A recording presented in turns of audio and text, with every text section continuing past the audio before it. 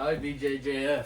I don't think you could say you're really in the sport without saying you've been DQ'd by IBJJF. Oh yeah, I haven't done a tournament with them because they want like $200, like subscription plus entry fees plus like all sorts of shit. I'm like, It's been years since I've gotten onto IBJJF it's just cost because, so much like, money.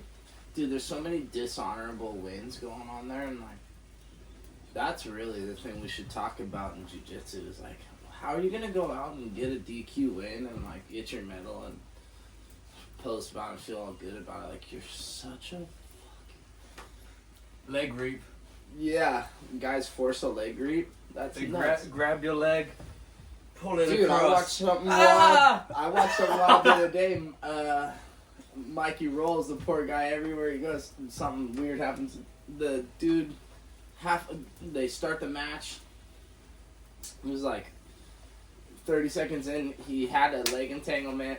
Mikey didn't, and the dude like touched his head and like looked at his hand and was like, oh, hair gel. Like, got him DQ'd. Bro, how would you like to be the dude that wins like that? Why do you guys think that's okay? Stop. And then they put the podium on the Instagram. It's not okay to win by DQ when you cause the DQ. If you make the leg reap, you get DQ. You know? Yeah. There needs, dude, IBJJF needs to be canceled. You want to know what happened to my IBJJF deal? Go on. I was trying to, I was a purple belt, trying to be a brown belt, right? And if you win worlds or whatever, they usually get your belt at podium. And Kalan, can't think of the last name, but he just got molested by Rocha Right. Wagner. And how he gets this opportunity, you know what, he ran his mouth. Because the dude sucks. And so I didn't know who he was at the time. He was my first round at IBJJF. I make all the no-gis. I get in there. And the dude, I go in there and I wreck, like, tech him basically 15-0 or something. And the guy comes off the mat, and I thought he was going to come over and like shake hands or whatever. And he's like, hey, can I ask you a question? How'd you compete here as a brown belt, but you're a purple belt? And I was like, oh, no, dude, I just, like, signed up as a brown belt, like, a couple tournaments before because there was nobody in, you know, I just wanted to challenge myself, and I didn't know that wasn't a thing. You know, I'm coming from a wrestling background. Yeah. Which is soft in the jiu-jitsu world. Like, why can't I sign up at a higher belt if I feel like, Yeah. you know? I don't know. I think that's a wild concept to me. And he went over to the head table with Cyborg and got me DQ'd. Goes on and wins it. And, like, robs me of my world championship. Dude, I was so mad. And what put more salt in the wound, which that's such a dishonorable way to win. But the dude's like hit me on Instagram talking shit like later that night.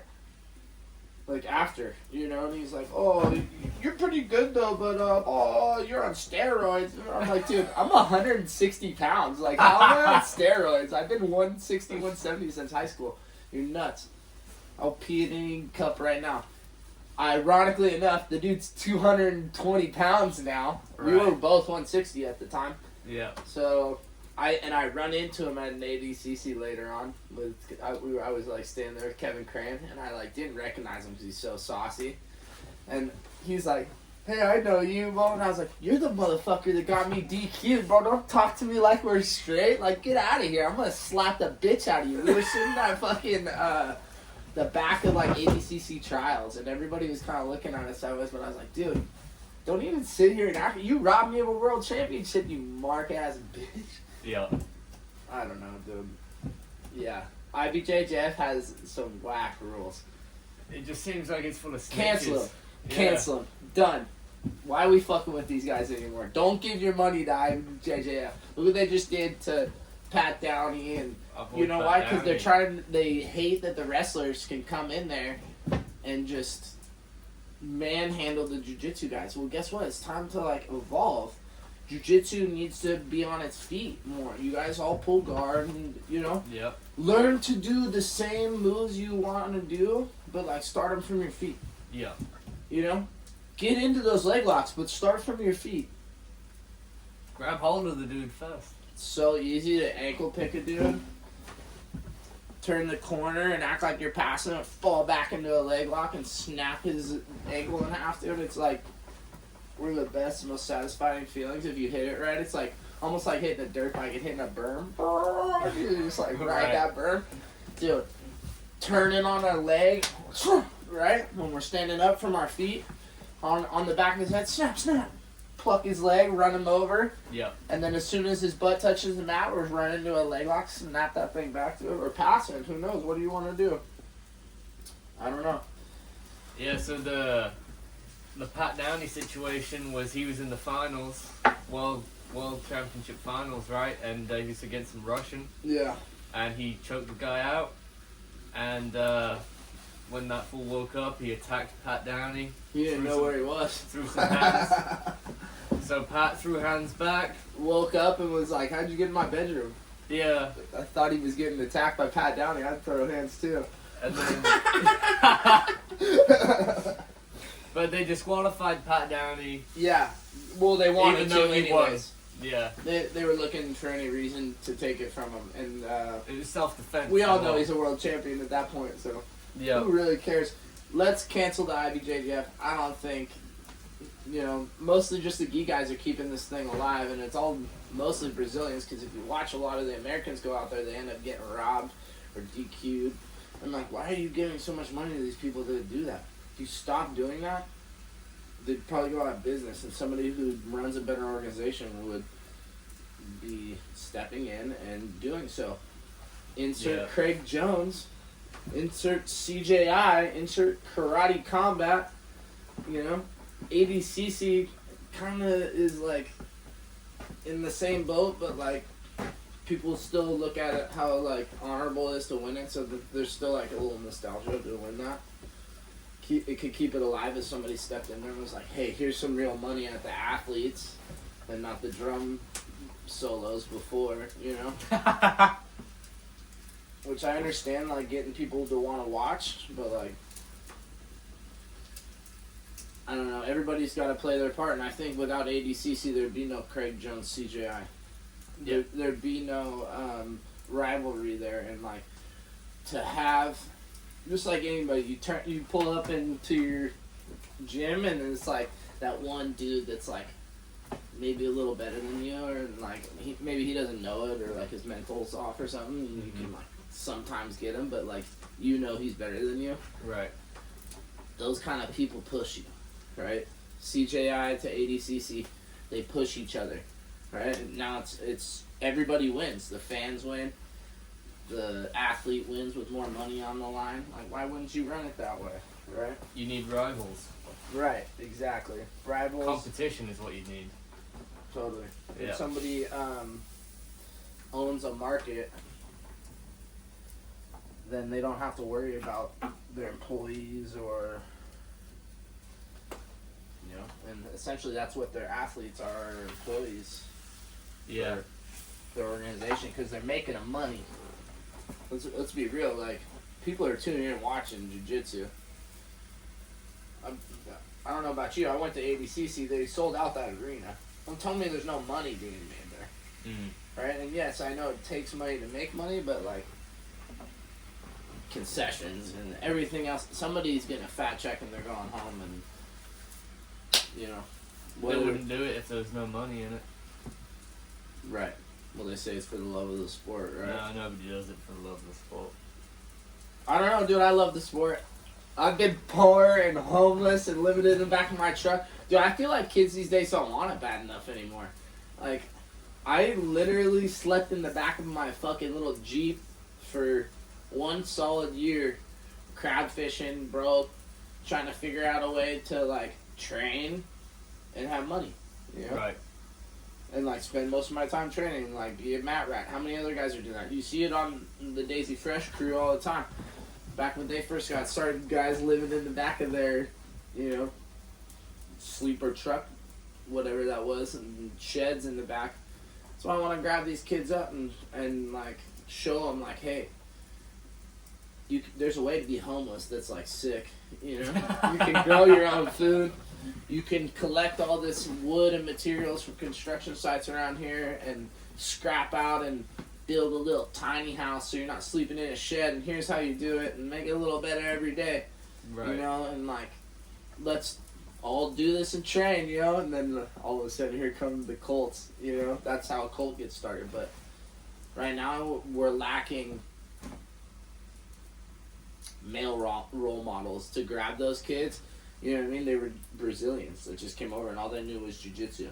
And that's how they make their living, and they're teaching these guys, right? And it's hard to like make your living off of jiu-jitsu, especially when you're just a student of jiu-jitsu, right? You have to give privates, and like how many people are paying for privates? Not very many. No. Right? Unless you're in the game, you're successful in the game, and somebody else is in the game trying to learn whatever it is you have to teach them that they need, right? So if like I'm a niche leg locker or really good at triangles from the back or whatever, somebody lacks that in a certain department, they can come to me and get what they specialize in. But like, you know, it's hard to make a real living through jiu-jitsu. Like, yeah. And like even the dudes that seem to be doing it, I don't know if they really are. I think they might just be putting on that they are. Maybe they really are. I don't know. You got to go through a long time of being broke, and you might not even get to the part where you get to. Dude, you got to be really good at being broke. That's the way to do it. If you have a giant garden, you'll grow more food than you could give your whole team. Okay.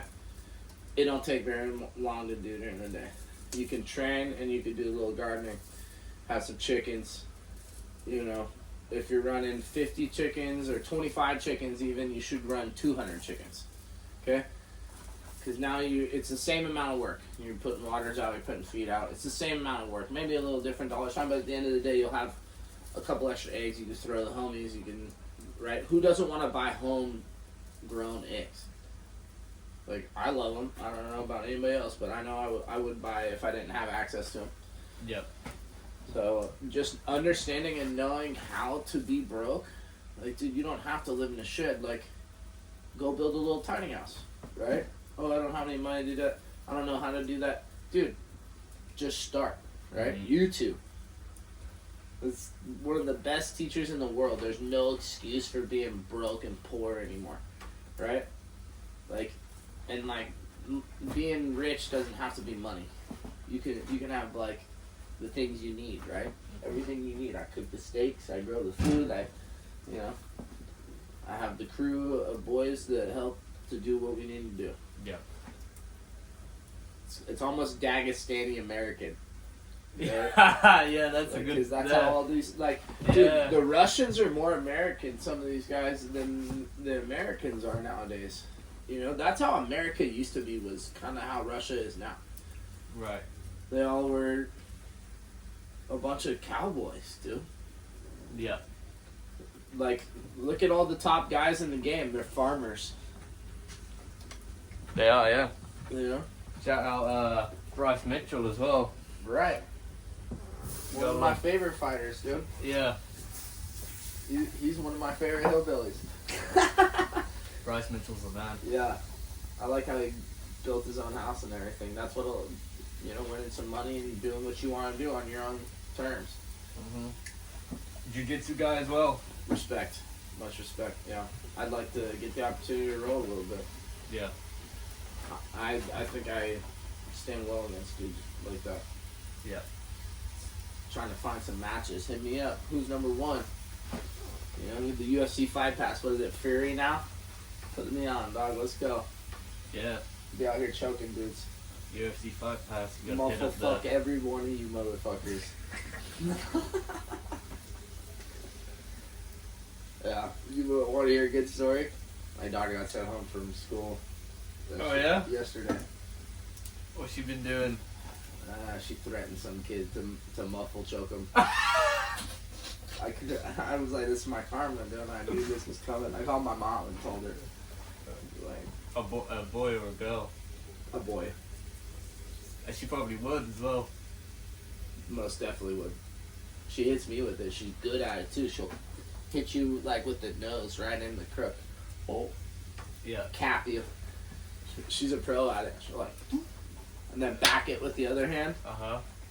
She's like, She loves it. she loves it because I used to do it, and play with her and stuff. Yeah. And she would take my hand and put it on her face. Because And laughing. She loves it. It's so funny. I remember you did like a month of muffle chokes, a month of like triangles and stuff, right? And I remember you posted about your muffle chokes, and you got like hundreds of them in that month. Yeah, 500 muffle chokes in a month. God damn, that's wild. Yeah. 500, and the like taps from the muffle. I got really good at like isolating the arm behind the back. Right. And then doubling the muffle up. And when somebody goes to peel the hand off, you give them the hand. So like the one hand's trapped, Yeah. and then the other hand is trying to defend the muffle, but Yeah. you pinch with this hand and then over the top.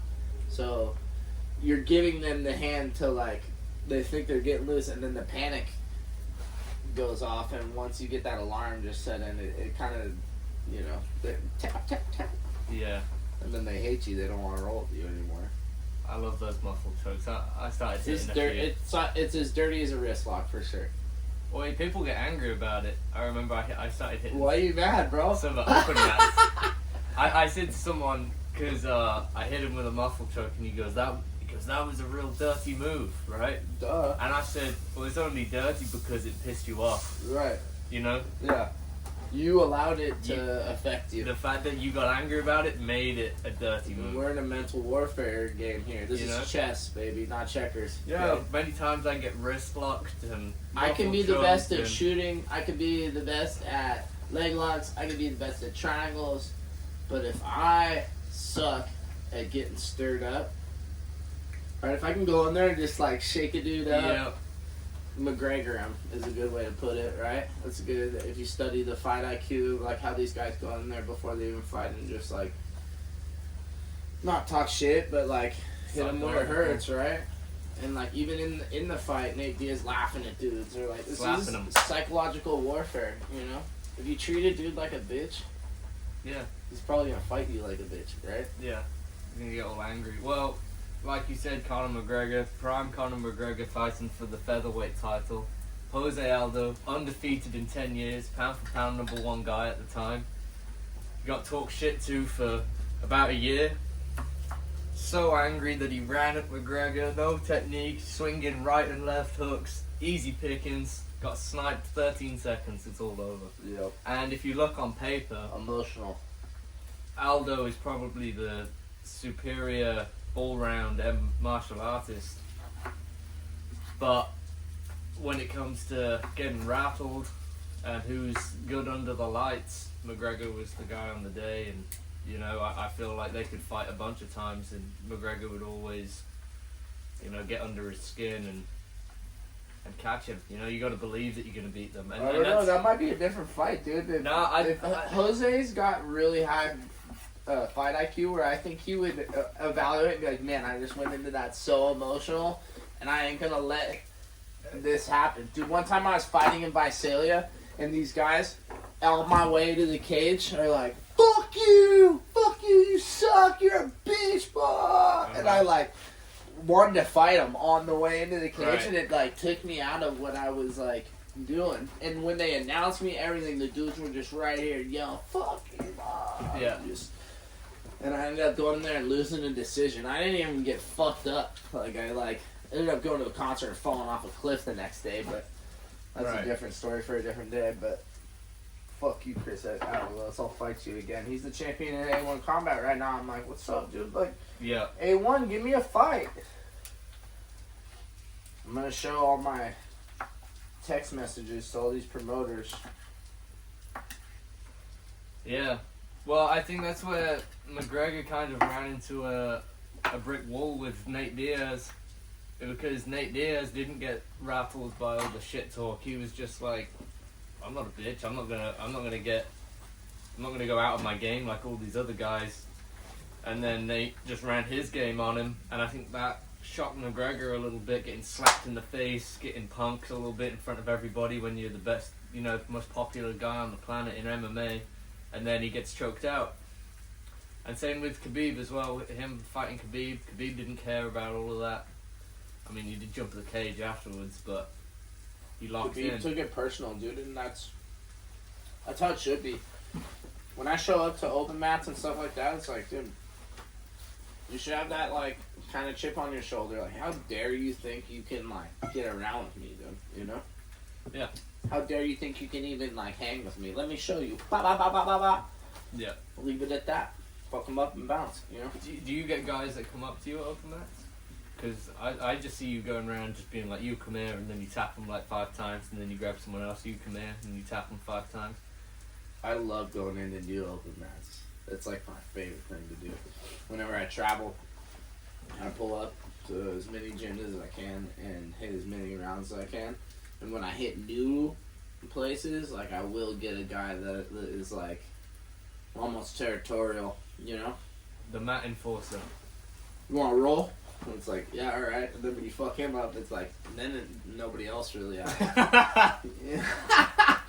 You know, it's kind of funny. I've very few times I've, like, gone into gyms and, like, gotten fucked up. And not even fucked up, just like I couldn't hold my own. There was one time I went down to Certified and I got choked by gorilla hands. And I wasn't even bringing that kind of, like, intensity to it, and he was just like, no, you're in my fucking hometown, That's his place. in my gym, and Yeah. he choked me and felt a little longer than I felt like was necessary, but I would probably do the same thing in the sense of, like, you know, we come invading, dude, like, Yeah. but that's what's cool about this is you can catch rounds like that against dudes like that are high level. It'll put it on you like that, and it's almost like, you know, we're gonna behead you for coming into our den, and like, you gotta, like, be the warrior and, like, fight them. I don't know. There's nothing else. What else is like that? MMA, yeah, maybe, but, like, at the end of the day, you can only do something like that for so long. Yeah. You're not gonna have the brain cells to go and, like, Spar everybody all the That's time. really unsafe as well. I feel like If you pull up with jiu-jitsu, and I can choke all of you guys out and go home, like, that's a good day. Yeah, and the worst thing that's gonna happen is, you know, you get strangled. You tap 3 times and boom. But you go to someone else's gym, if someone's better than you and they want to knock you out, and it's not your territory, then, you know, you can get fucked up like that. Yeah. I got a good story. You've gone into somebody's gym and About that. So yeah, same. I've gotten lit up a few times. when I was boxing, I was doing a coaching course to help my dad's gym out, right? Just level 1, you know, get on the government funding, that sort of stuff. And at that place, I met a guy. His name was Hamza, and he was about my size, right? And I was just 1-0 amateur boxing at the time, right? Mm-hmm. Young buck. Baby in the sport, right? And I go up to him, and I go, well, what weight do you fight at? And he says, you know, like, around my weight. And I'm like, oh, sick, okay, can we get some rounds in? And he looks at me like I'm stupid, right? He looks at me like, he's like, oh, he goes, okay. Like he knows something that I don't, right? And, right there should have been your first, like, red flag, right? yeah. Red flags of jiu-jitsu or fighting. Right. Like, this guy knows something that I don't. And Yeah. then his dad was there, and, you know, they were both doing this coaching course. And so I get his number off him. I hit him up, and this coaching course is one weekend, and then there's the week that you don't do nothing, and you go back the next weekend. And during the week, I hit him up. I'm like, oh, when can I come through and spar, right? Okay, he hits me up. He's like, oh, literally like whenever we're there tonight. So it's like 45-minute drive, into inner city Birmingham. So it's, you're butterflies the whole way, right? Yeah, and I'm driving on my own. I didn't take any of my boys with me. I didn't take a coach. I didn't take anybody. I went there on my own in my little That's crappy risky. Hey, Toyota if you're going Aygo. gym storming, ladies and gentlemen, Listen, take a homie. Cause like for real, take 7. things can go like, south. yeah. quick. It was looking back, I was like, it's a very stupid thing to do. But I'm driving there, inner city Birmingham as well. Birmingham's not, Call those hard lessons learned. it's not a great place, Birmingham. So go into the city, park up, and I'm waiting outside, and it's like this warehouse, proper like spit and sawdust sort of place, just like proper gym, where, in Rocky, I think it's like Rocky 3, where he's like, I gotta go to the roots, and he's like Apollo Creed's place with all the black guys there. Yeah. It looked like that, and I walked in, and I'm the only white guy there, right? So like this is a community of like they're all Asian, I don't like, they're all just not like Chinese guys or anything. They're of Asian descent. Yeah, Okay. but they're all like, So Like- some like- real kung fu motherfuckers or what? No, Like, no, what do you no. feel it's gonna do to you? they were What was just the real gym? tough, real good vibe. I don't know the name of the gym, but What was the style gym? it was a boxing gym. It was straight boxing. Straight boxing gym. Okay. And everybody in there was just so good and so tough. And the lad that, But they love to get kicked in the head. Boxers love to get well, I wasn't there to kick anybody in the head. I was there No, to they don't spar put their this head down. guy Hamza, right? And I'm like, what? Where's Hamza at? They're like, oh, you're the lad here to spar Hamza, and I'm like, yeah, like where is he? And they're like, oh, we'll wait for you upstairs. They send me upstairs. There's an empty room with just one like ring in it. Did they light candles for you? No, they didn't light candles for me, but they may as well have, right? That's the best when you light candles for dudes before you beat the fuck out of them. But we'll get into that in a minute. Yeah, but I'm up there and I'm warming up and I'm looking at myself in the mirror and I'm like, oh, I think I fucked up, and they start coming up, all these lads, and they're looking at me like I'm stupid, and Hamza comes up and he puts on his embroidered, pure leather, like Cleto Reyes, like groin, like waist protector. Hamza got his like matching boots, matching gloves, It's all with rhinestoned embroidered. out. I'm like, oh, and he's hitting the bag, and I'm like, what? Who is this guy, right? And I get in there with him, and we do 3 3-minute rounds, right? And he beats the piss out of me, like really, like I give him an alright go. I stay on my feet. He's hitting me with liver shots. He's like rocking me to the head, but I like land a couple good jabs. I'm clinching, trying to make it dirty, but I'm just getting whooped. And all around this ring, just everybody in the gym is all around this ring. Filming. That's the worst. And then- Dude. He's and about then- to make you a highlight reel. And they're talking that they're like, these little kids are going like, knock him out, Hamza, knock him out, like, and I'm like, oh. Yeah. And You realize you're like, this just got serious. and nobody's in my corner, and I survived the first round, and then like nobody talks to me, and then I survived the second You're round. like, fuck this dude. Yeah, and then I survived the second round, and one of the coaches like, "You want some water?" And I'm like, oh, I'm good, right? And I can't trust none of you for Yeah, and then I spotted the last round. Now he beats the crap out of me again, and but I stay on my feet. I'm just always in the fight, right? And time ends, and they're like, "Do you want to do 2 more?" And I'm like, "I gotta be honest, no." To be honest, But they, I went and sat on the edge of the ring, and they were all talking to Hamza and stuff. But then, one at a time, they all came over to me, and they were just shaking my hand and giving me like respect. And I was like, well, I just wanted to get the experience in. and turns out that this guy, he was like Team GB, Team Great Britain, right? So the whole of the UK, amateur champion. He was like getting into like And the it was like your second fight. Olympic team. Yeah. He was He's a sparring bad dude. European champions. He said like his coach, his dad was saying like this guy's been, nobody's ever come here to spar this guy in like the last 4 years. And And you beat the brakes off you? he did, yeah. Oh, well. But There I you was go. there, you know, and You don't have very many workout partners when you beat the fuck out of a dude. yeah. But basically, this lad, he stopped like a bunch of European champions and stuff, and he's now signed professional. He's doing sick.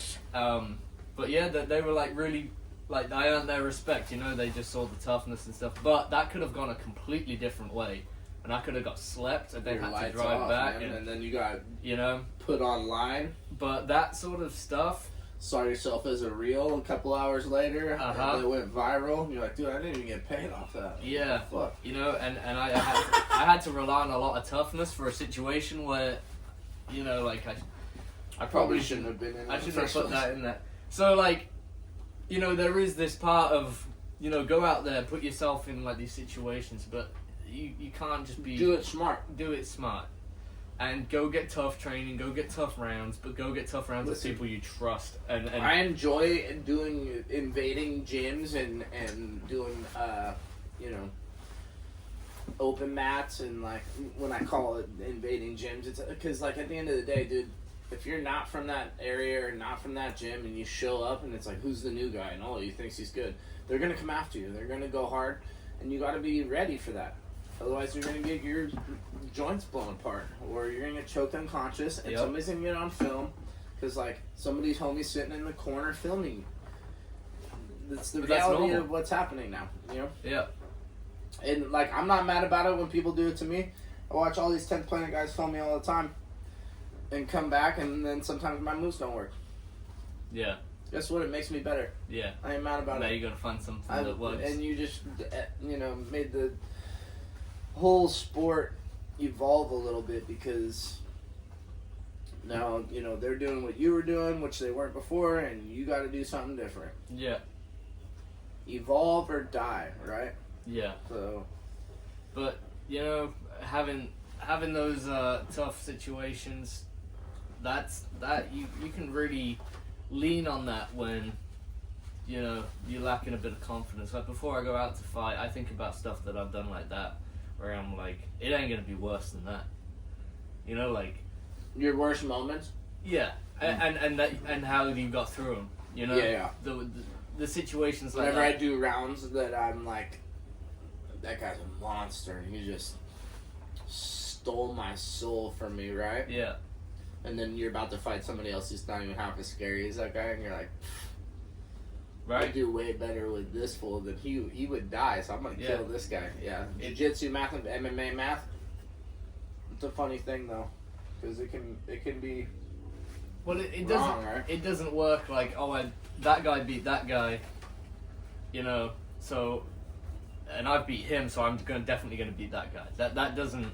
It doesn't work like that. But I think it works like, I've had rounds with this fucking killer, and he's better than that guy. Right. That's why it comes back to, you always got to find rounds with Yeah. the hardest, best dudes you can, and be able to get as many rounds with them as possible. Yeah. That's why when we go back to like the watering down of jiu-jitsu and like these fake black belts that can't stand the rounds, or they don't even go live on a regular basis, or they're not even in the sport or in the game. You have no business teaching something that has now changed. Okay? Yeah. If I was a scientist in 1950 or a doctor in 1950 versus a doctor now, why are you still a doctor? Right? Yeah. Unless you've evolved and gone to classes and like changed with the science and the medicine of jiu-jitsu, why are you, you know, I've seen a lot of guys that like are still not fluent in jiu-jitsu in leg locks. Mm-hmm. I'll pull up to people's gyms and they'll be like, we don't do leg locks here. It is 2025, guys. You guys don't do leg locks? It's time to wake up. You know? What are we doing here? That's so true. just like all the woke people saying, 2025, you should, everything's. It's got to be all inclusive, and like, we got to keep class soft. You'll be doing leg locks. Dude, you'll be doing wrist lock month. Where's that on your curriculum? Why aren't Where's you guys muffle choking for a month? Yeah. Because gold stars every time you get a muffle choke. Yep. You get 500 gold stars, you get a free membership in my gym. There you go. But that's why I like the people that I train with, is they fully expect that from me. Like they know that that's what I'm gonna bring, and they know that they can do that to me as well. That kind of energy, right? I'm not gonna. There's an agreement between because what it is we're simulating a fight, right? So I should be completely calm whether you muffle choke me, wrist lock me, you clown me a little bit. The same argument goes for when people go like, yeah, but what about like the 50-year-old guy that's, guess what, dude? If I'm trying to take somebody's wallet from some 50-year-old man or something, right, or I'm a bad guy, I'm gonna muffle choke her or something, right? Like, what happens if that happens to you? And you gotta be in a practical situation that you can handle that and understand what it feels like to be muffle choked when somebody gets on top of you and steals your breath from you. Yeah. And you go to suck in and you don't get any air, you get sweat. Mm-hmm. You get water and you're drowning in somebody else's sweat, and all you want is to get them off of you, and you can't, and you're feeling like you're about to die, and you just want to push them off, and you can't because the dude is so much stronger and better at jiu-jitsu than you. Now what? Mm-hmm. Lay down and die? No, dude. Like, this is why it's important to have that in your training. Muffle choke your partner, right? Smother them. Make them look at you. Get the choke in. Yeah. And there's all these different moves that open up from the muffle choke. So I think when you get into a line of like, oh, this is disrespectful. Look, the woke jiu-jitsu needs to be somewhere else. You know what made me fall in love with like muffled chokes is on the flight over to England, I watched three films, right? And they're all action films. And in every single one of them, someone's getting, boom, muffled choke from the back. Sneak attack, boom, you got muffled choked.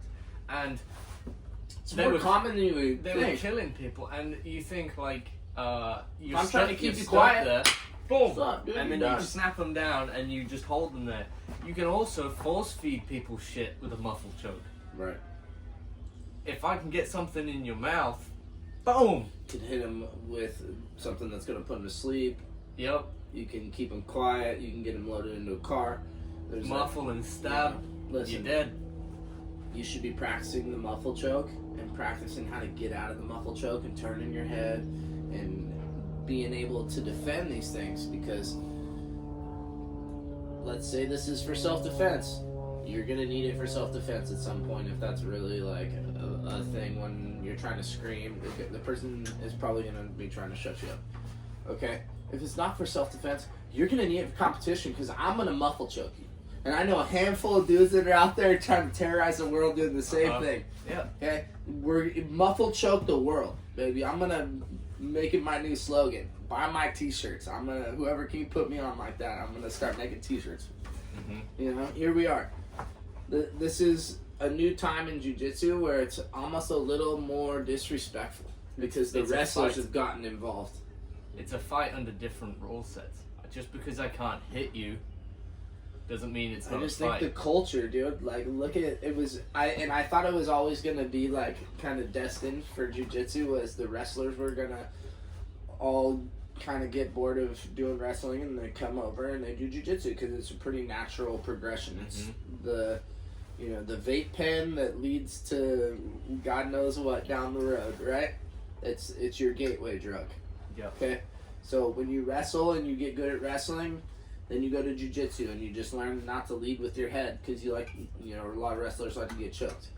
Yeah. And when you can learn how to take somebody's back and choke them out, or armbar them, or leg lock them, and especially when dudes lay down and you can pass a guard real easy, it's just the future. All these guys that are in America teaching are teaching to wrestlers, right? So I just think that's where the sport's going, and it's more exciting to watch from the feed, and like nobody wants to watch a bunch of butt scooters.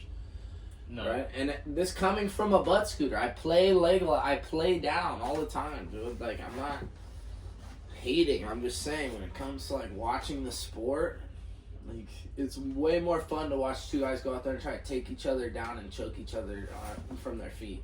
Yeah. Right? Rotolos. Right.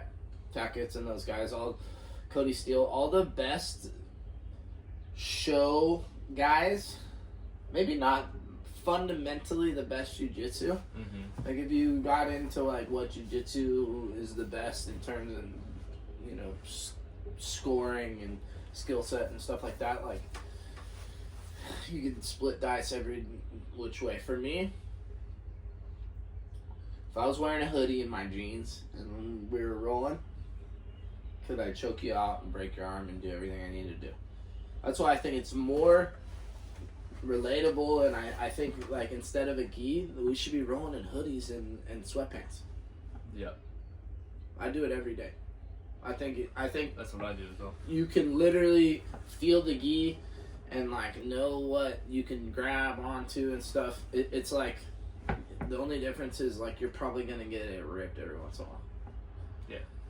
So, But don't wear your favorite shit to jiu-jitsu. I learned that. or if just somebody is, like, savvy about it, they could start making gi material hoodies. Yeah. You know, there might be a little niche in, like, and then, like, that changes a little bit of, like, what gi jiu-jitsu could be. Mm-hmm. You know, I respect the ancientness of it and all that, and like, fine, but like, nobody's watching that. Kimono. Nobody's watching it. It's not fun to watch. It's too slow. The grips and everything, slow everything down. Nobody wants to watch that. People want to watch front flips and back flips and somersaults and rolling kimuras and Imanari rolls and toe holds, and, you know, that's... And with the CJI wall, they want to see you run off the wall and hit a flying triangle. It's more fun to, like, roll like that. Like, Yeah. why are we doing it where we're on the brake pedal the whole time? And that's what we really get back to.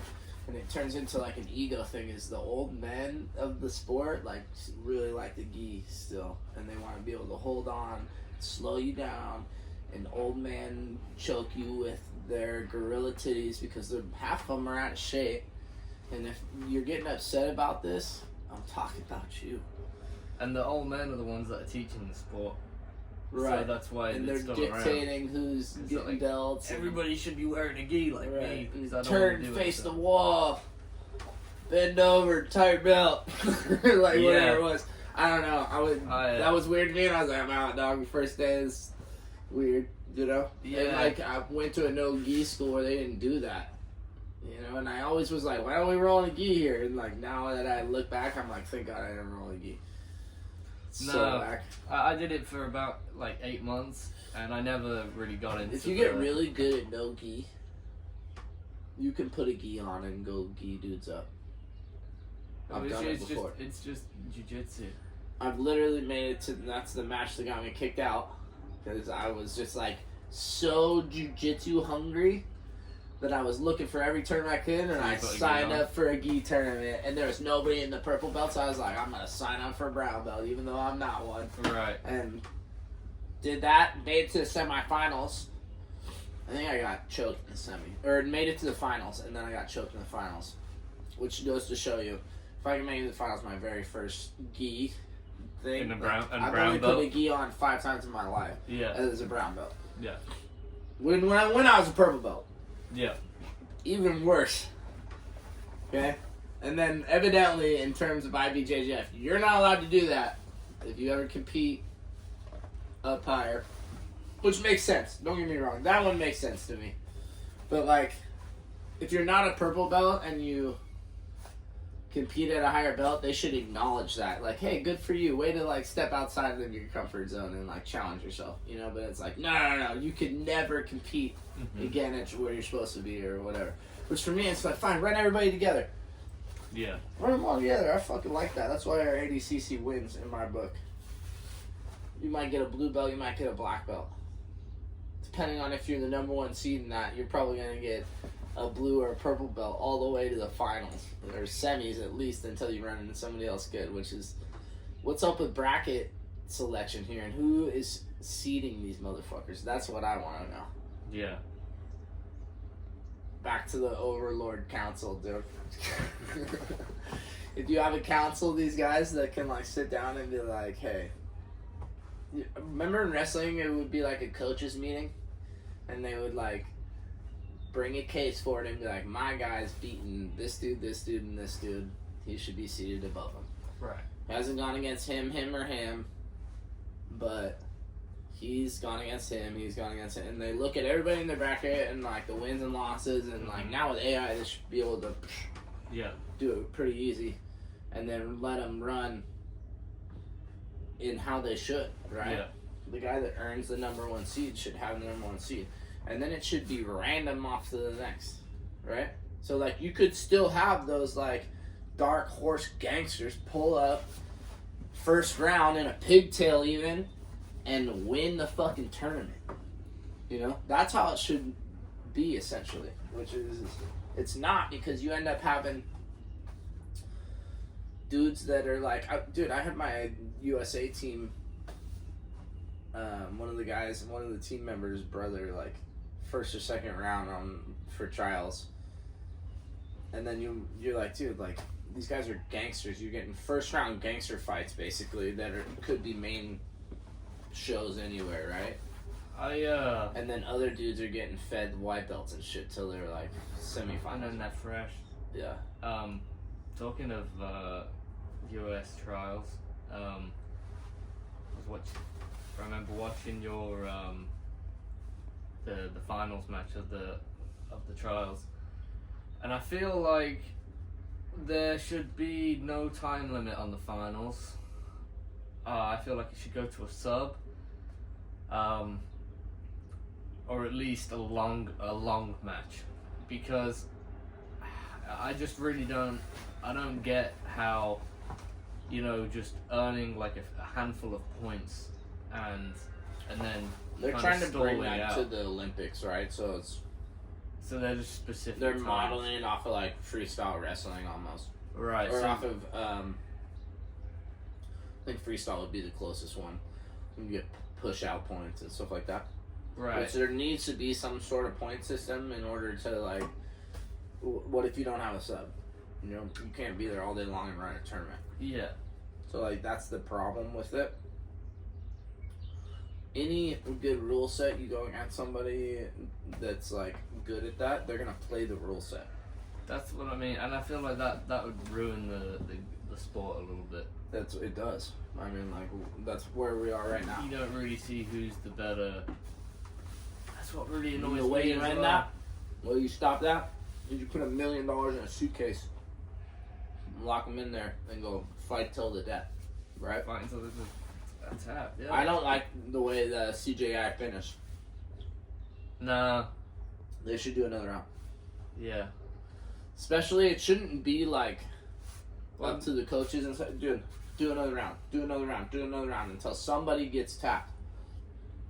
Like, the fans will want to see it. Yeah, you can be better. And, like, if you can survive, even if you're exhausted and they're, like, trying to kill you, and they just can't. It's a matter of time before you've recovered a little bit and they're so tired from trying to kill you that maybe now you can kill them. And then you see who's been eating their vegetables and who's been eating their whole foods and who's eating pizza and and then like who had that one extra pizza, who had that, and then you see who the real athlete is and who's lived it, who's more hydrated, who's more, who's got their sleep in order, and then what about this? The natural versus the enhanced. Yeah, you see who's on the juice. Personally, like I'm not against watching enhanced athletes. It's when I have to go against them that kills me. Especially in combat. Right. There's one thing you can play baseball Dude, against you can feel a difference when somebody gets on top of you and you're like, because like we've all had somebody in the gym that you be fucking up on a regular basis, just dogging them, and then all of a sudden one day this dude's like 5 times stronger and 5 times faster, and you can't sub him, and he's like almost greasy, and you're like, what is going on? Like, what, do I suck at jiu-jitsu now? And it's like, no, this guy just is superhuman, and to be running with somebody that's, you know, Yeah. I look at it like drag racing. What engine he's got? Right. You're either running at maximum RPM, pushing nitro, or you're Yeah. running a little Honda, and you know you got 87 on a budget, right? Because it's such an advantage as well, especially how they're doing it now with, like, they're not just using steroids and not training. They're using steroids. They're using it, all sorts of stuff that, you know, lets you Most have of these better guys cardio. are And they're doing everything they can. a small amount, and they're also training. Then they got pro trainers, and they got a dietitian. I think, like, we've gotten to the point where it's like the haves and have-nots. If you have all those things and you're willing to, like, risk your body and your health, because let's be real, it's pay me now or pay me later, right? You take the steroids, and you get paid now probably. Yep. Get rich and Run famous. through everybody. You turn in Gordon Ryan, and you create a legacy, and you're, you know, become one of the best there is. Okay? Or, you know, let's flash forward 20 years and see where Gordon's at. You might be dead. Maybe. You might be dead. But you have that legacy. Yeah. We're all gonna die. Yeah. But he'll have a great legacy. But do you want to die, you know, when your kids are first born and they're just learning to walk and stuff? Or do you want to die when they are having grandbabies and you got to play with them? He won't have a, you know, I'm not saying he won't definitely, but he might not have, he might be sacrificing his legacy as a good father, a grandfather, a good family man for, oh, I was great at jiu-jitsu. And it's Right. like, what do you want? Pay me now or pay me later. Yeah, that makes a One lot of of the sense. greatest coaches I've ever had told me that, and to this day, because there's been a number of times when I get beat by somebody who's juiced to the gills, and I come back and be like, is it time? Should I get on it? Mm-hmm. Maybe I should do it now. And it's like, Just say, pay me now, pay me later. pay me now or pay me later, and I would just go home, smoke a little weed and forget about it, and go about my day, and then I wouldn't think about it until I get punked on again by somebody who's juiced to the gills, and you know, you're like, all right, why am I not doing this? I'm a professional athlete. This is what I've chose to do with my life. And it's like, yeah, but like, how long can you maintain that? And it's your, can you live with that? Can you have it in your head that I wouldn't have made it if I was clean? I don't think like a lot of people care about morals anymore. You know, that becomes a morality issue, and it's like, I guess it helps them actually, because they'd say, well, I wouldn't have made it if I didn't take it, and everybody was taking it. So. everybody's on it. There's a cyclist that was like that. Lance Armstrong? Yeah, Lance Armstrong. He just couldn't compete because everybody was on it and he wasn't. Right. I've seen that. And then he goes, all right, I'll go on it. And Icarus? Yeah. Yeah. And beats everybody. Right. So, you know, like, that's... And that was back in a time when, like, steroids was, like, really frowned upon. Now they're pushing it on jumbo screens at 80 cc's, you know, like... Yeah, they're like, come buy some of it. This is where you get it. Dude, I thought that was mind-boggling. When you know your market, I guess, but you look up at the jumbo screen at 80 cc and they're, you know, pushing testosterone therapy, and it's like, man, like, and we also got to remember, like, this sport is, you know, 18 to 30-year-olds, 35-year-olds, if you're really in the game, 40 maybe, Mm-hmm. right? So, like, there's not a lot of kids that are competing like that, right? So No. maybe know your market, and like people are like, well, you're setting a bad example for the kids, and it's like, yeah, well, if the testosterone's not the issue, it's fucking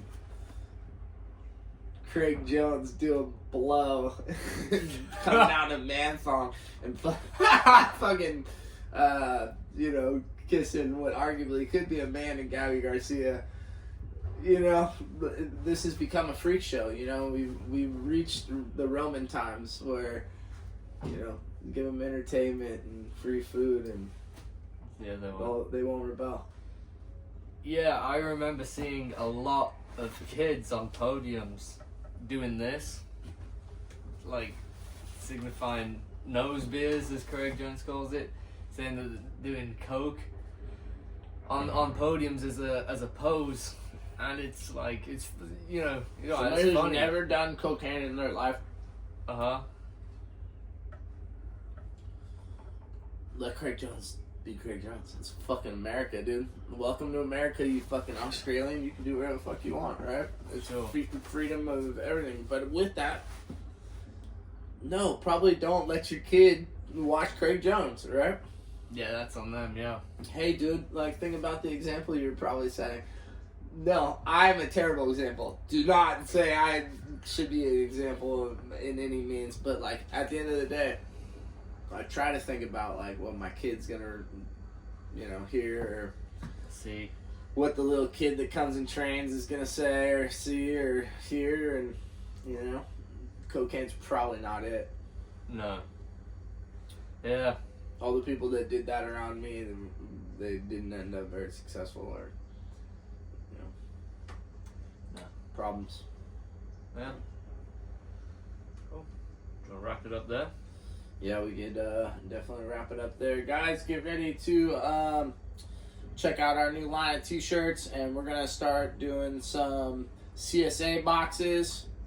If you want to reserve your eggs for the coming, what could be shortage here, times are tough, and we don't know when, you know, those egg shells are going to be replenished. So we will be doing 200 more chickens this season, and if you want to get on board, you can hit the Venmo and reserve your eggs for this season, which will be in about 3 or 4 months. Do you have any specifics on that right now, like how much they got to put down? So $150. You're gonna end up with 10 flats, which are a flat is 30 eggs. So 300 eggs. 300 eggs, and you're reserving it for $150. $2 an egg. Yep. But right now you're at $12 a dozen. Mhm. So Yeah. who knows what they'll be at this time next year. Yep. And these are organic, grass-fed. We run them out on the vineyards, put them on the bugs, and our philosophy, like a lot of other guys out that are doing it kind of how we are, is bugs, not drugs. You know, we don't want to hit them with a bunch of antibiotics and, you know, feed them any real medicated feed. We want to kind of get them onto their natural diet and move them through the vineyards and let them eat the cover crop and put that back into the soil and, you know, find the bugs, man. That's what we're really looking for, is to increase the microbial life in the dirt, and in turn brings bugs, and we can feed the birds off the bugs. Right.